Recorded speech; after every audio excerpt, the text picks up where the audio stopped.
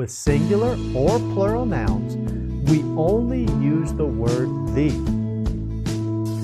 Now the big question is, when do we use the definite article the in English? The general rule is that you use the article the when you are referring to a noun that is known. We use the when the identity of the subject or noun is known, defined, or specific. Here are some examples. The books are on the desk. The TV is in the living room. The pizza was very good.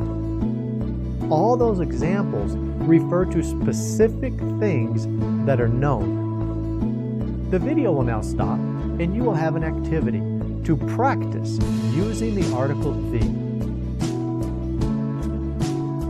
Okay, now let's look at the indefinite articles a or on. To begin, what's the difference between a and on? The answer is simple. We use a when the word that follows it begins with a consonant. We say on when the next word begins with a vowel. Here are some examples. A car, an animal. Okay, so when do we use the indefinite article a or on in English? Well, we use a or on when the identity of the subject is not known, not defined, or not specific. Here are some examples. A book is on the desk. An elephant is a big animal. Somebody call a policeman. In the examples above, the sentences did not refer to a specific item or thing or person, but rather something or someone in general. The video will now stop, and you will have an activity to practice using the article a or on.